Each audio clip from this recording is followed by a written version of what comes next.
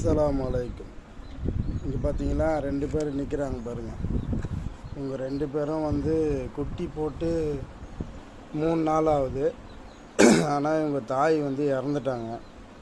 அவங்க இந்த காற்று கஞ்சி ஏதோ குடிச்சிருப்பாங்க போகுது, அரிசிங்க வயிறு ஊப்பி இறந்துட்டாங்க. இவங்க 2 பேரும் பிறந்து 3 நாள் தான் ஆகுது. இவங்களுக்கு மாட்டுப்பால் கொடுத்து தான் வளர்த்துட்டுருக்குறேன்.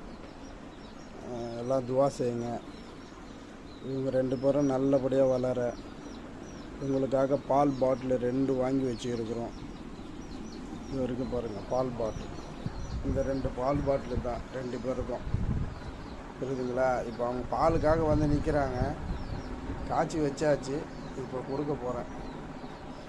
இவங்க ஒருத்தர் கருப்பாயி, ஒருத்தவங்க கருப்பன். ஒரு ஆண் ஒரு பொண்ணு, 2 பேருக்கு பேர் வச்சுருக்கு. கருப்பாயி அவங்க அம்மா பேரும் கருப்பாயி தான், அவங்க இறந்துட்டாங்க. அவங்களுக்கு பேர் அவங்க பிள்ளைக்கு வச்சாச்சு. இன்னொருத்தவங்க கருப்பன். 2 பேரும் ஒரு ஆண் ஒன்று ஒரு பொண்ணு ஒன்று.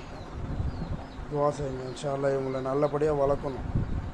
ஏற்கனவே இது மாதிரி தான் சோஃபின்னு சொல்லிட்டு ஒரு ஆடு, அவங்க தாய் பிறந்தவொடனே 2 நாளில் இறந்துட்டாங்க. அவங்கள இது மாதிரி தான் பால் கொடுத்து, மாட்டுப்பால் கொடுத்து வளர்த்து இன்றைக்கி அவங்களே ஒரு குட்டி போட்டுட்டாங்க. அதே போல் இவங்களுக்கும் இப்போ நான் ஒரு 5 மாதம் வரைக்கும் கஷ்டப்படணும். இவங்க 2 பேருக்கும் பாலை கொடுத்து தான் வளர்க்கணும். அப்புறம் பக்கத்துலேயே தான் வருவாங்க. இப்போ நம்ம தான் அவங்களுக்கு தாய் போல்.